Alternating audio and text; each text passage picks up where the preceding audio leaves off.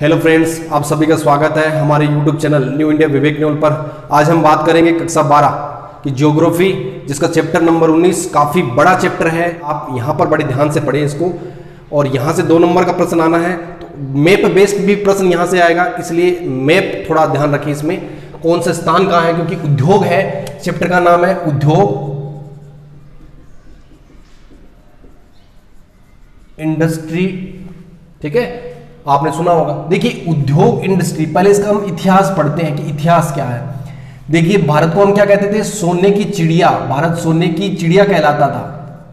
कोई समय था जब भारत सोने की चिड़िया कहलाता था, लेकिन ये जो भारत है इसमें अंग्रेज आए। कहां से? ये जो ब्रिटेन है, अफ्रीका के नीचे रास्ते से यहाँ कालीकट पहुंचा था। कौन? Vasco D gamma. कब? 1498 में। क्या करने के लिए? व्यापार करने के लिए। किसका व्यापार? मसालों का व्यापार करने के लिए। मसालों का व्यापार करने के लिए पहुंचा था। कौन? Vasco D gamma.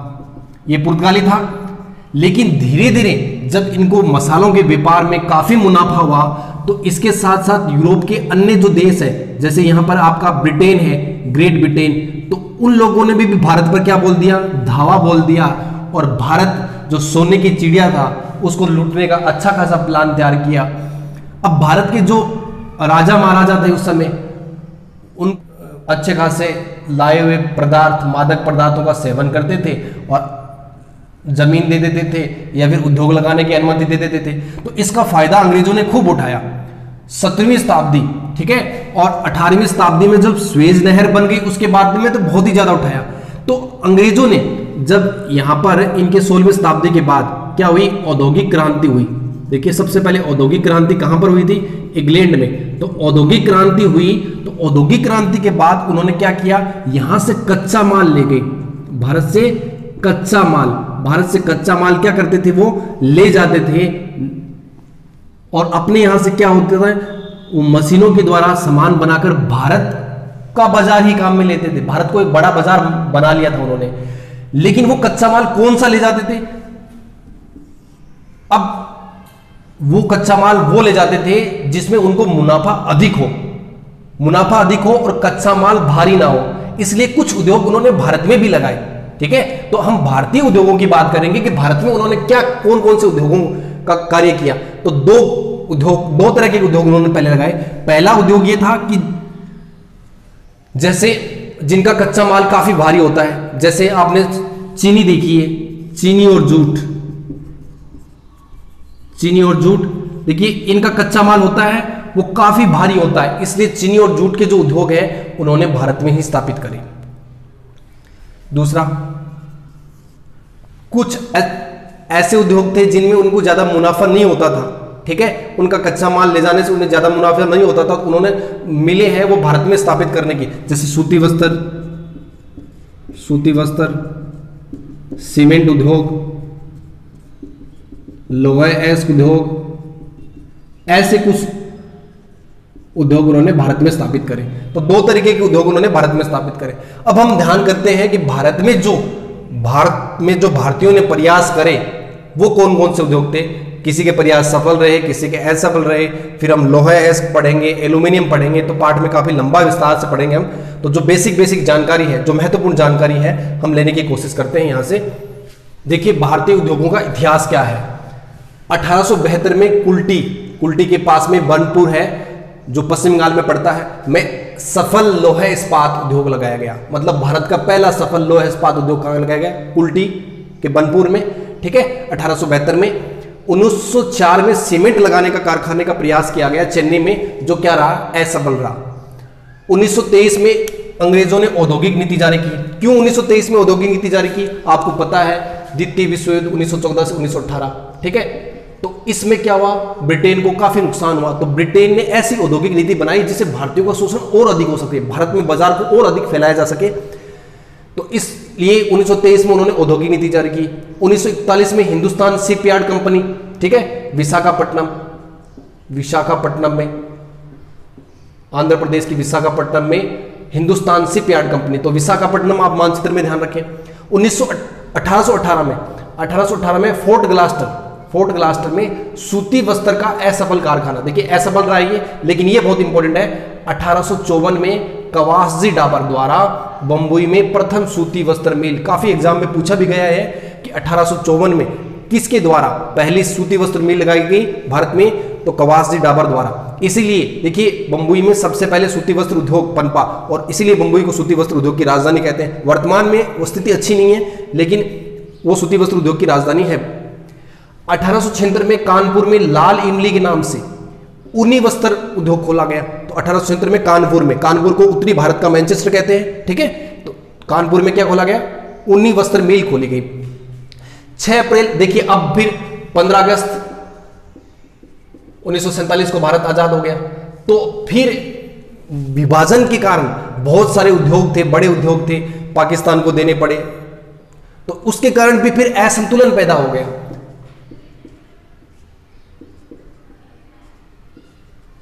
ये असंतुलन की स्थिति वापस आ गई, तो भारत ने फिर अपनी आजादी के बाद एक नई औद्योगिक नीति जारी की। कब, 6 अप्रैल 1948।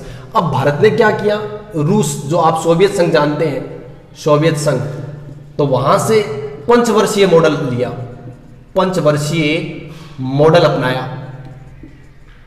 पंचवर्षीय मॉडल और पंचवर्षीय योजनाएं बनाई, पंचवर्षीय योजना बनाना शुरू किया 1951 में। 1 अप्रैल 1951 से 1956 तक, 31 मार्च 1956 तक पहली पंचवर्षीय योजना रही, ठीक है। तो पंचवर्षीय योजनाओं के मॉडल को, तो भारत ने इन पंचवर्षीय योजनाओं में ऐसे क्षेत्रों में उद्योग लगाने का प्रयास किया जो काफी पिछड़े हुए थे, और ऐसे बहुत सारे सफल उद्योग आज वर्तमान में हैं जो इन पंचवर्षीय योजनाओं के तहत तैयार किए गए थे विदेशी सहायता से, तो उनका भी हम अध्ययन करेंगे। देखिए भारत की तब जो अर्थव्यवस्था थी उस समय, क्योंकि हमने सोवियत संघ का मॉडल अपनाया था, तो वो थी समाजवादी मिश्रित अर्थव्यवस्था। लेकिन 1990 के उदारीकरण के बाद,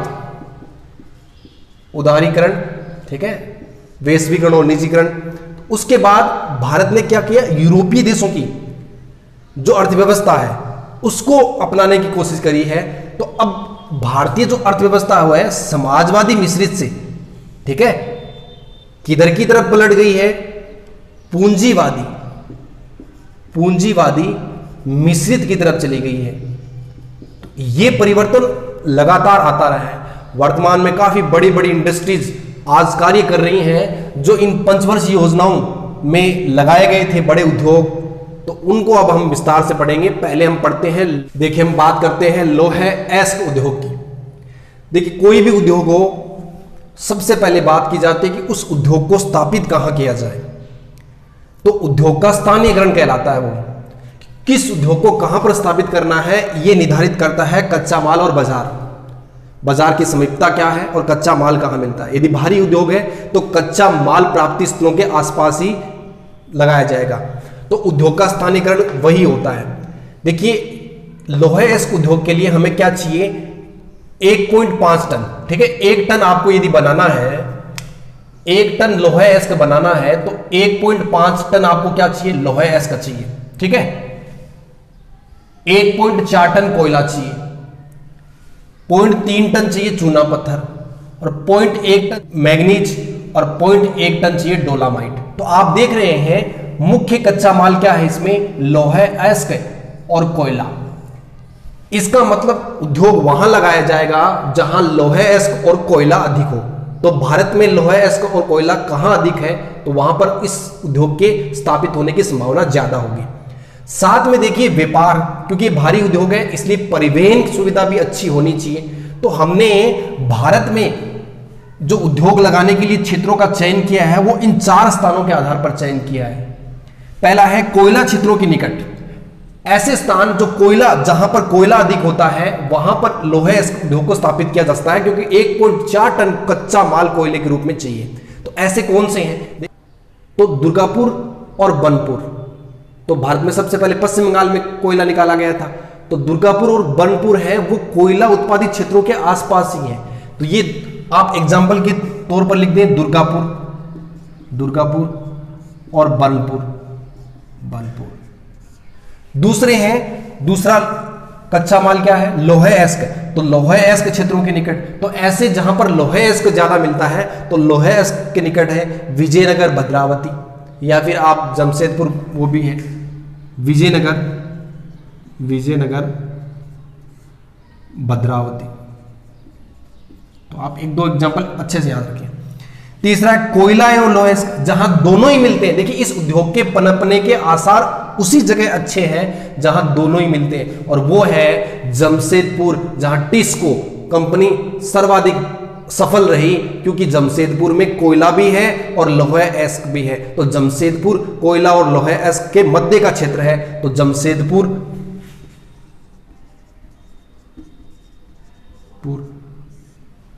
आप एग्जाम्पल में टिस्को लिख सकते हो, टिस्को जहां पर स्थापित किए। तीसरा है, चौथा पॉइंट है तटीय व्यापार सुविधा, तटीय व्यापार सुविधा। तो देखिए इसमें व्यापार भी तो करना आपको, लौह अयस्क बनाकर आपको दूसरे देश या फिर देश के दूसरे भागों में भेजना है। तो आप देखिए सबसे सस्ता साधन कौन सा है, पानी वाला, क्योंकि इसमें ना तो रोड बनाने की जरूरत है। तो यहां पर जो बंदरगाह है वहां पर जो उद्योग लगे हैं तो वो कौन से हैं, बंदरगाहों पर उद्योग, विशाखापट्टनम, पाराद्वीप आप देखिए तो विशाखापट्टनम हो गया। तो ऐसी सुविधा विशाखापट्टनम में है, विशाखापट्टनम।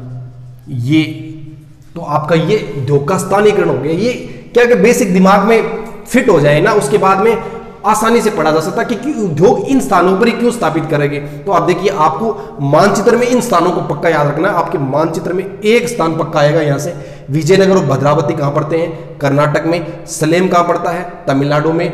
विशाखापट्टनम कहां है, आंध्र प्रदेश में। राउरकेला और पारादीप कहां है, उड़ीसा में। भिलाई कहां है, छत्तीसगढ़ में। बोकारो और जमशेदपुर कहां है, झारखंड में। दुर्गापुर और बनपुर कहां है, पश्चिम बंगाल में। तो ये आप मानचित्र में भी भरना सीख लें, और ये उद्योग का क्या हो गया, स्थानीयकरण हो गया। देखिए हम लोहा इस्पात उद्योग में बात करते हैं भारतीय इतिहास की। भारत का इतिहास, जो भारत के जो उद्योग लगे वो किस हिसाब से लगे। देखिए सबसे बड़े उद्योग की बात करें तो 1907 में सांची, ये जो झारखंड में पड़ता है सांची, 1907 में सांची में टिस्को की स्थापना है। टिस्को का पूरा नाम क्या है, टाटा आयरन स्टील कंपनी, ठीक है, Tata iron and steel company, ठीक है, की स्थापना है। किसने करी, जमशेद जी टाटा द्वारा, ठीक है, जमशेद जी टाटा। जमशेद जी के कारण ये जो सांची है अब ये इतना बड़ा शहर बन गया कि इसका नाम पड़ गया जमशेदपुर। अब इसका नाम क्या पड़ गया है, जमशेदपुर। तो आप ध्यान, 1907 में सांची में टिस्को की स्थापना हुई। फिर 1919 में बनपुर में, ठीक है, इसको की स्थापना हुई। कुल्टी देखा था हमने, कुल्टी बनपुर में जो पहला कारखाना खुला था, अब वो इसको बन गया है। इसको क्या है, इंडियन आयरन, ठीक है, and steel company, Indian iron and steel company. इसको ये भी 1953 में जाता है। 1953 में क्या हुआ, कुल्टी, हीरापुर और बरनपुर, ये तीनों कारखाने मिल गए और इनका एकीकरण होकर क्या बन गया, इसको बन गया, ठीक है, ये ध्यान रखिए। 1923 में भद्रावती में, कर्नाटक में पड़ता है भद्रावती, तो 1923 में भद्रावती में मिस्को M Visvesvaraya iron and steel company 1923 में भद्रावती में स्थापित की गई। तो ये तीन बड़ी कंपनियां हैं, इनके फुल फॉर्म और कब स्थापना हुई आप ये ध्यान रखिए। फिर देखिए भारत में जो पंचवर्षीय योजनाएं थी उनमें दूसरे देशों की मदद से, क्योंकि भारत स्वतंत्र हुआ था तब भारत के पास इतना ना तो आमदनी का स्रोत था और ना ही भारत के पास इतनी आमदनी थी, तो वो अचानक इतने बड़े उद्योग लगा सके। तो दूसरे देशों की मदद से हमने अपने यहाँ उद्योग स्थापित करे।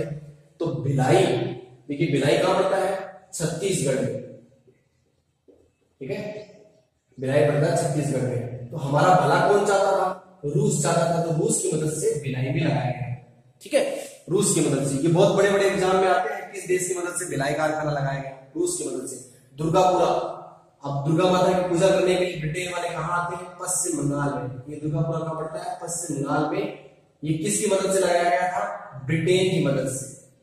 जो अंग्रेज हमें लूट कर ले गए थे, हमने वापस उन्हें कहा कुछ तो पैसा लगाइए आप यहाँ। राउरकेला, केला खाने का शौक है, उड़ के आते हैं केला खाने, उड़ीसा। तो उड़ीसा कौन आते हैं, जर्मनी वाले, जर्मनी में, ये बहुत इंपॉर्टेंट है, ये दूसरी पंचवर्षीय योजना में थी, ठीक है, दूसरी पंचवर्षीय योजना। बोकारो 1996 में इसकी स्थापना, ठीक है, बोकारो जो झारखंड में पड़ता है, बोकारो झारखंड में इसकी स्थापना रूस की मदद से हुई। किसकी मदद से हुई? रूस की मदद से। किसी भी कॉम्पिटिशन एग्जाम में जहां से उद्योग पूछा जाएगा वहां से 1 नंबर का क्वेश्चन यहां से बहुत आता है। भिलाई छत्तीसगढ़ में रूस की मदद से, दुर्गापुर पश्चिम बंगाल में ब्रिटेन से, राउरकेला उड़ीसा जर्मनी से, बोकारो झारखंड रूस से। ये आपकी दूसरी पंचवर्षीय योजना में। फिर चौथी पंचवर्षीय योजना में 3 बड़े कारखाने। अब भारत कुछ सक्षम हो गया तो चौथी जो पंचवर्षीय योजना थी उसमें क्या? सेलम, विजयनगर और विशाखापट्टनम। सेलम कहां पड़ता है? तमिलनाडु में। विजयनगर कहां पड़ता है? कर्नाटक में, ठीक है, और विशाखापट्टनम कहां पड़ता है? आंध्र प्रदेश में। ये 3 बड़े कारखाने खोले गए। अब देखो इन सभी कारखानों में काम कैसा चल रहा है, भारत सरकार के नियंत्रण में है कि नहीं है, अच्छा सस्ता लोहा एस्क मिले इसकी गारंटी भारत सरकार ले। तो इसके लिए भारत सरकार ने क्या किया? सेल की स्थापना की, steel authority of India limited, ठीक है, steel authority of India limited. कब करी? 1974 में। इसका मुख्य काम क्या है कि लोहा एस्क का उत्पादन बढ़ाना। पहला काम कि भारत को लोहा एस्क उत्पादन में आत्मनिर्भर बनाना। देखिए आज 2015 में भारत 3rd स्थान पे पहुंच गया था, लेकिन 2019-20 में भारत है और विश्व में दूसरे स्थान पर है। पहले स्थान पर कौन है?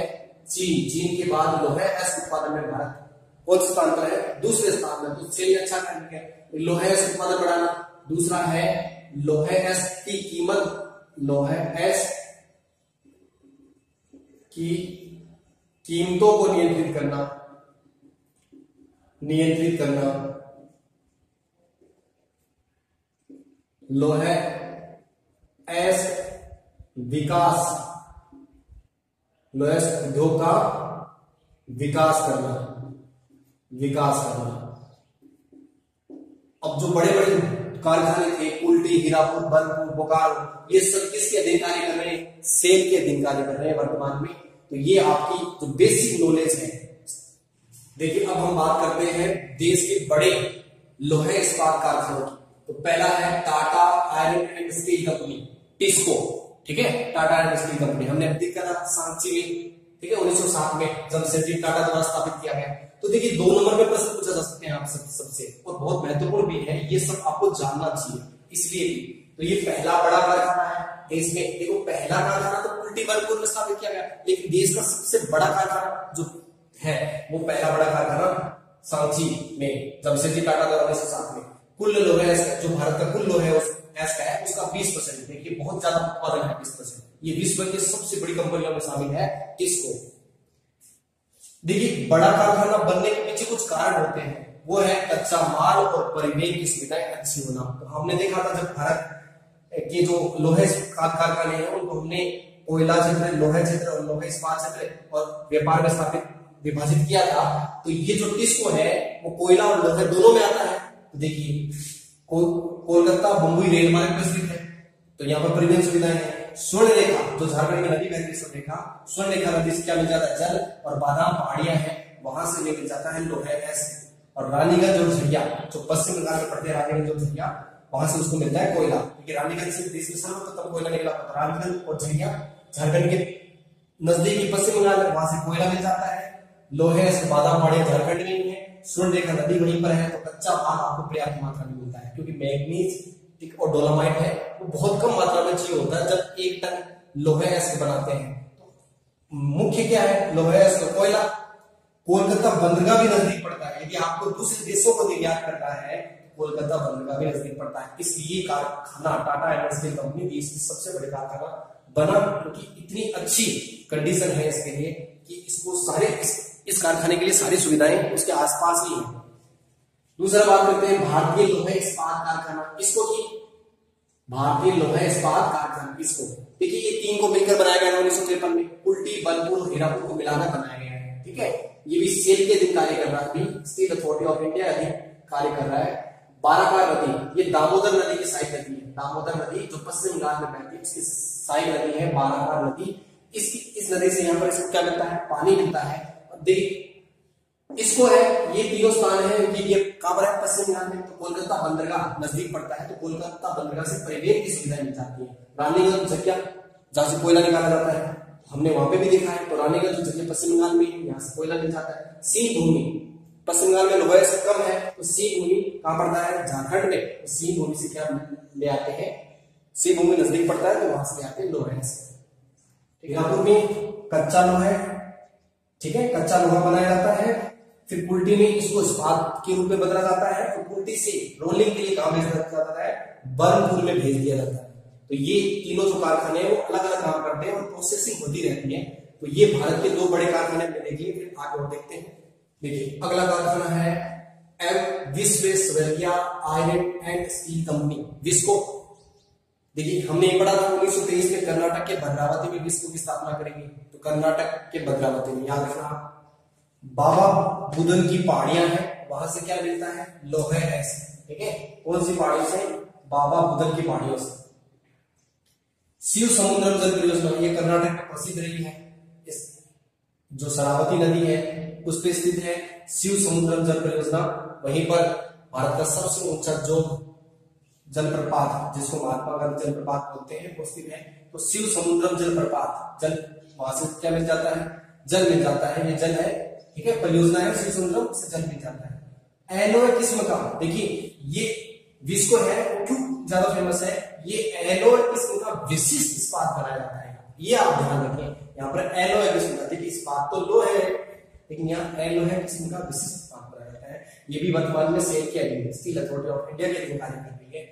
बात करते हैं राउरकेला की, तो ये जर्मनी की मदद से लगाया गया, हमने याद करा था, जर्मनी की मदद से। कहां पर लगाया गया, ठीक है, राउरकेला, ठीक है, उड़ीसा में। कौन सी नदियों के किनारे, साख और कोई नदियों के किनारे, साख और कोई नदियों के किनारे स्थापित किया गया। क्योंझर और सुंदरगढ़, उड़ीसा में क्योंझर और सुंदरगढ़ है, वहां से इसे क्या मिलता है, लोहा मिलता है, मतलब पास में लोहा मिल जाता है। लेकिन कोयला कहां से मंगाना पड़ता है, पश्चिम बंगाल के झरिया से, पश्चिम बंगाल के झरिया से। कोलकाता मुंबई रेल मार्ग पर स्थित है, ये भी कोलकाता मुंबई रेल मार्ग पर स्थित है। और यहाँ पर साथ साथ में उर्वरक बनाने का कारखाना भी लगाया गया है। देखिए उर्वरक बनाने का कारखाना प्लस यहाँ पर जो लोहे से बनाया जाता है, उससे क्या बनाया जाता है, रेल के डिब्बे, रेल डिब्बे और वायुयान। ये लोहे रेल के डिब्बे और वायुयान बनाने में काम लेते हैं, वायुयान बनाने के काम अधिक आता है। बात करते हैं अगली कारखाने की, भिलाई। भिलाई कहां पर पड़ता है, छत्तीसगढ़ में। भिलाई हमारा बधा किसने करा था, रूस ने। तो भिलाई किसकी मदद से लगाया गया है, रूस की मदद से। भिलाई की विशेषता है, भिलाई भारत का सबसे सफल और आदर्श कारखाना है। मतलब इसका उत्पादन इतनी तेज गति से बढ़ा है कि दूसरे कारखानों के लिए आदर्श का कार्य करता है। तो लोहे ऐसे में आदर्श कारखाना कौन सा है, भिलाई, ठीक है।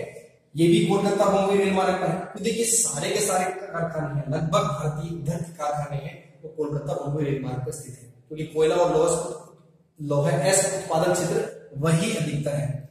राजहरा की पहाड़ियों से क्या मिलता है, इसे लोहे मिलता है। और छत्तीसगढ़ के पास में ही वहां से कोयला मिल जाता है। तो यही छत्तीसगढ़ से ही क्या मिल जाता है, लोहे, और वहीं से कोयला मिल जाता है। जबकि कोलकाता मुंबई रेल मार्ग पर स्थित है और रूस की मदद से स्थापित किया गया है। अगला कारखाना है दुर्गापुर। कहां पड़ा था दुर्गापुर, पश्चिम बंगाल में, ठीक है। किसकी मदद से लगाया गया था, ब्रिटेन की मदद से। देखिए ब्रिटेन की मदद से लगाया गया था। और हमें ये पता ही है रानीगंज झरिया पश्चिम बंगाल में है, तो वहां से क्या लेगा, कोलकाता, वहां से कोयला, रानीगंज झरिया से क्या होगा, कोयला लेगा। कोलकाता बंदरगाह नजदीक है, तो कोलकाता बंदरगाह से क्या होगा, नजदीक होने से परिवहन की सुविधा मिल जाएगी। डीयूसी क्या है, दामोदर जल यूनिट। दामोदर जल यूनिट से क्या मिलेगा इसको, जल। दामोदर नदी जो पश्चिम बंगाल में बहती है, वहां से इसको जल मिलेगा। ये भी steel authority of India limited के अधीन कार्य करता है। तो दुर्गापुर अभी वर्तमान में किसके अधीन कार्य करता है, सेल के अधीन। ब्रिटेन की मदद से लगाया गया है। रानीगंज झरिया से कोयला प्राप्त होता है, कोलकाता बंदरगाह के नजदीक स्थित है। दामोदर जल यूनिट से क्या मिलता है, जल मिलता है और सेल के अधीन कार्य करता है। अगला कारखाना है बोकारो, ठीक है। बोकारो कहां पड़ता है, झारखंड में। ये भी किसके अधीन कार्य करता है, सेल के अधीन कार्य करता है। देखो बोकारो झारखंड में पड़ता है और हमने देखा कि अंत में जो स्थापित किया गया था 1976 में कारखाना स्थापित किया गया था, किस देश की मदद से, रूस की मदद से। किसकी मदद से, रूस मतलब सोवियत संघ की मदद से। बोकारो वह दामोदर नदियों की, बोकारो, ये जो शहर है ये बोकारो नदी के किनारे, तो बोकारो में दामोदर नदियों के किनारे स्थित है, तो जल यहां से मिल जाता है। या फिर दामोदर जो जल यूनिट है उससे जल मिल जाता है। दामोदर जल यूनिट से कोलकाता बंदरगाह नजदीक है, परिवहन की सुविधा है। बाकी झारखंड में लोहा और कोयला पश्चिम बंगाल से मिल जाता है। अगला है विशाखापट्टनम। देखिए विशाखापट्टनम है वो बंदरगाह है, तो ये भारत का पहला ऐसा लोहा इस्पात कारखाना है जो बंदरगाह पर स्थित है। तो ये आपको यहाँ पर कुछ कोटि का नरम इस्पात उत्पादन किया जाता है। वर्तमान में इसकी क्षमता बढ़ रही है और इसका जो लोहा है वो हिंदुस्तान शिपयार्ड जो विशाखापट्टनम में स्थित है उसको भेजा जाता है। तो विशाखापट्टनम भारत का प्रथम लोहा इस्पात कारखाना जो कहां पर स्थित है, बंदरगाह पर स्थित है, और यहाँ नरम लोहा इस्पात उत्पादित किया जाता है। अगला है विजयनगर। विजयनगर कहां पड़ता है, कर्नाटक में। कर्नाटक में इसकी विशेष बात क्या है कि ये स्वदेशी तकनीकी पर आधारित है, मतलब भारत की खुद की तकनीकी पर आधारित लोहे है। यहाँ पर कुछ कोटि का इस्पात पिंड बनाया जाता है, मतलब रोलिंग वाले इस्पात बनाया जाता है। कुछ कोटि का नरम इस्पात बनाया जाता है, या तो इस्पात बनाया जाता है कैसा होता है, नरम इस्पात होता है। अगला है सलेम जो तमिलनाडु में पड़ता है, ठीक है। तो तमिलनाडु में स्थित है मिश्र इस्पात और लोहा मिश्र, ठीक है। अलग प्रकार का जो मिश्र इस्पात होता है या लोहा मिश्र इस्पात बनाने का कारखाना है ये। यहाँ पर जो इस्पात बनाया जाता है वो कैसा है, जंग नहीं लगती उसमें। क्या नहीं लगती, जंग नहीं, मतलब जंग रहित इस्पात बनाया जाता है। कहां पर, सलेम में।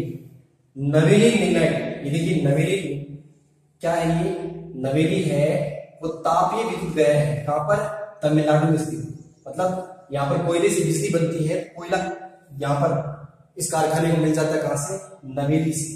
अब देखिए बात करते हैं भारत में इस्पात नीति की बात करें तो इस्पात नीति 2 नवंबर 2015 को जारी की गई। कब जारी की गई, 2 नवंबर 2015 को। ये इस्पात नीति क्यों जारी की गई, देखिए भारत वर्तमान में दूसरे स्थान पर पहुंच चुका है, ठीक है। इसका फायदा ये हुआ, देखिए वर्तमान में चाइना है, लोहा इस्पात उद्योग है, वो सभी उद्योगों की रीढ़ की हड्डी है। और आपका कोई दूसरा उद्योग तभी पनप सकता है जब आपके देश में लोहा इस्पात उद्योग अच्छा हो। तो भारत ने भी अपनी लोहा इस्पात नीति जारी करी कब, 2 नवंबर 2015 में। इसके तहत क्या कहता है कि गुणवत्ता बढ़ाई जाएगी, गुणवत्ता वह उत्पादकता में बढ़ोतरी होगी, गुणवत्ता और उत्पादकता में बढ़ोतरी करेंगे। दूसरी बात, ठीक है, गुणवत्ता और उत्पादन में बढ़ोतरी। दूसरी बात कि वैश्विक स्तर पर लागत में कमी होगी, लागत में कमी लाएंगे, क्योंकि वैश्विक स्तर पर हमारे भारत का लोहा इस्पात सस्ता मिलता है तो दूसरे देश हमसे ही खरीदेंगे और भारत का निर्यात बढ़ेगा। देखिए वर्तमान में लगभग विश्व के 30 से 40% बाजार पर कब्जा है किसका, चीन का लोहा इस्पात। तो भारत भी चाहता है कि भारत के लोहे इस्पात का निर्यात करे, क्योंकि भारत की जनसंख्या इतनी ज्यादा है कि वहां भारत की खपत बढ़ गई है। तो भारत चाहता है कि अपना उत्पादन और ज्यादा बढ़ाकर उसकी लागत को कम किया जाए, जिससे भारत निर्यात कर सके दूसरे देशों में। और लोहे इस्पात उद्योग यदि अच्छा होगा किस देश का, तो अन्य उद्योग भी पनपेंगे और आत्मनिर्भर भारत बनेगा। तो आत्मनिर्भर भारत बनने के लिए इस नीति को कारगर करना बहुत जरूरी है और इस पर काम भी हो रहा है। और इस काम का नतीजा ये है कि भारत दूसरे स्थान पर पहुंच गया है।